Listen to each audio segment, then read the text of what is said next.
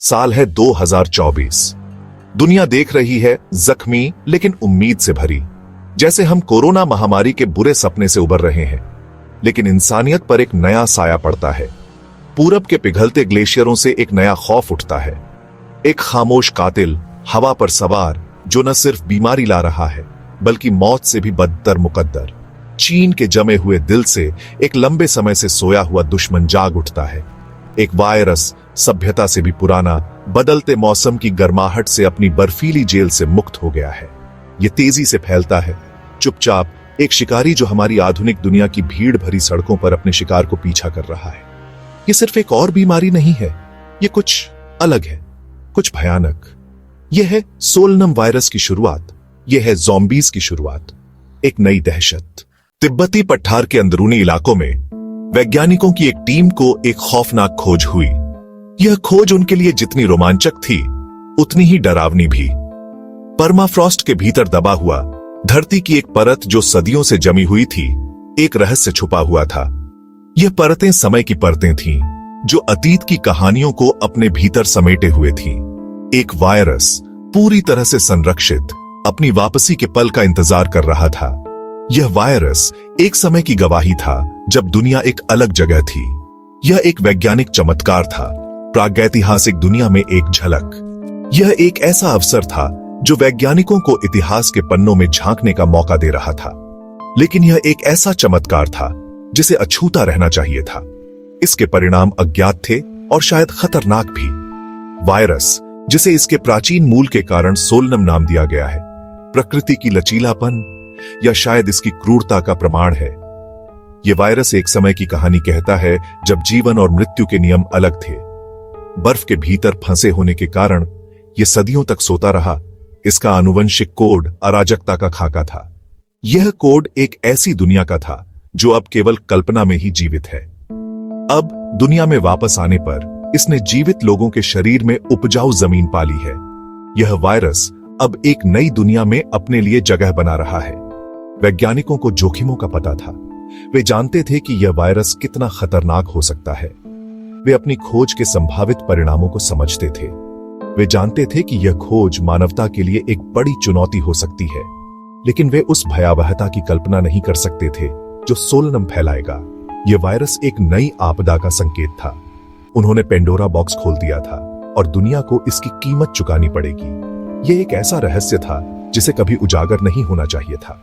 लक्षण तेज, क्रूर और पूरी तरह से विनाशकारी है। यह बुखार, खांसी, आंखों के पीछे तेज दर्द से शुरू होता है। फिर भूख लगती है, एक आदिम, अतृप्त भूख जो पहले कभी नहीं देखी गई। लेकिन यह खाने की भूख नहीं है, यह मांस की भूख है। ऐसा लगता है कि वायरस अपने मेजबान को सिर्फ मारता नहीं है, यह उसे मोड़ देता है, उसे भ्रष्ट कर देता है, उसे किसी राक्षसी चीज में बदल देता है। संक्रमित अपनी ही जीव विज्ञान के गुलाम बन जाते हैं, जो जीवित को भस्म करने के लिए एक अत्यधिक इच्छा से प्रेरित होते हैं।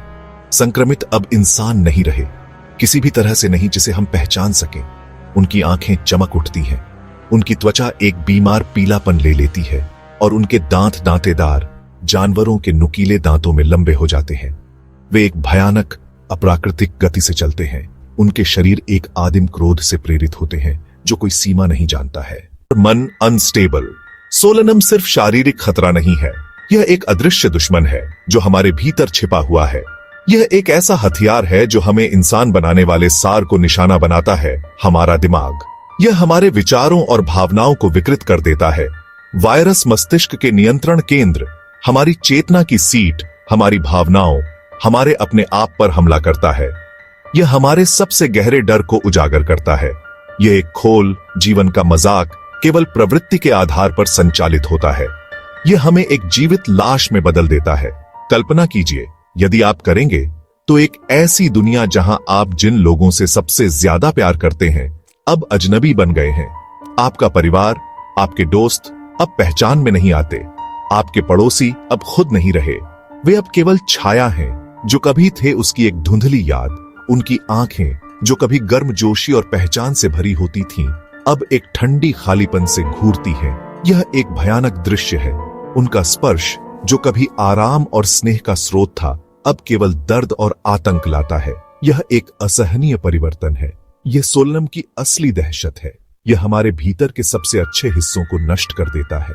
यह हमसे हमारी मानवता को छीन लेता है, हमें एक दूसरे के खिलाफ कर देता है, हमें अपने पूर्व स्वयं की भीषण पैरोडी में एक दूसरे के खिलाफ कर देता है। यह हमें एक दूसरे का दुश्मन बना देता है।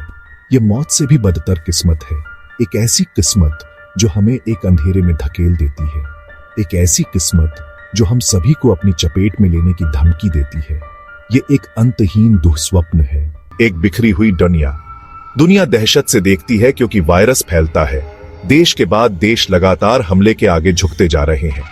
शहर जो कभी जीवन से भरे हुए थे, उजाड़ बंजर भूमि बन जाते हैं, जो संक्रमित लोगों की डरावनी भीड़ से ग्रस्त हैं। सभ्यता का ताना बाना जो सदियों से इतनी सावधानी से बुना गया था, एक भयानक गति से सुलझता है। प्रौद्योगिकी हमारा सबसे बड़ा हथियार, अज्ञात के खिलाफ हमारी ढाल, वायरस की अथक प्रगति के खिलाफ बुरी तरह से अपर्याप्त साबित होती है। उपचार अप्रभावी होते हैं और संक्रमित अपनी अतृप्त भूख से प्रेरित होकर गुणा करते रहते हैं। दुनिया अराजकता में डूबी हुई है, सरकारें गिर जाती हैं, संचार नेटवर्क चरमरा जाते हैं और मानवता को एक ऐसी दुनिया में अस्तित्व के लिए संघर्ष करने के लिए छोड़ दिया जाता है जहां जीवित और मृत के बीच की रेखा भयानक रूप से धुंधली हो गई है। क्या हम बच सकते हैं? इतने भारी आतंक के सामिंडे निराशा के आगे घुटने टेकना आसान है, यह मानने के लिए कि सारी उम्मीद खो गई है, कि मानव जाति को भूखी भीड़ द्वारा भस्म होने के लिए नियत किया गया है। लेकिन सबसे अंधेरे समय में भी मानवीय भावना बनी रहती है। ऐसे लोग हैं जो आत्मसमर्पण करने से इनकार करते हैं। अस्थायी प्रयोगशालाओं में अथक परिश्रम करने वाले वैज्ञानिक एक इलाज की तलाश में, इस अतिक्रमण करने वाले अंधेरे से लड़ने के लिए एक हथियार की तलाश में।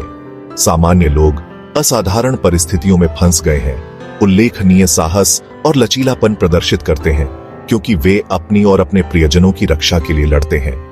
हमारे खिलाफ बाधाओं को ढेर कर दिया जाता है, यह निश्चित है, लेकिन लड़ाई अभी खत्म नहीं हुई है। मानव जाति ने पहले भी रसातल में देखा है और हमें जीवित रहने का एक रास्ता मिल गया है।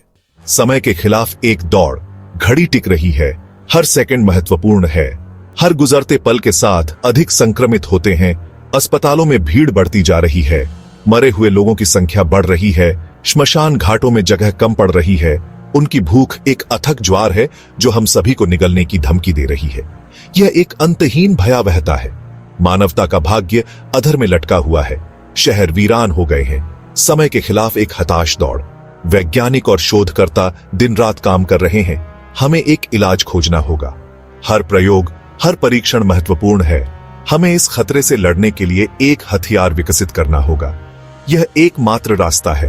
अगर हमें अपने इतिहास के इस नए भयानक अध्याय से बचना है, तो हमें मानव जाति की सामूहिक इच्छा शक्ति और सरलता को बुलाना होगा।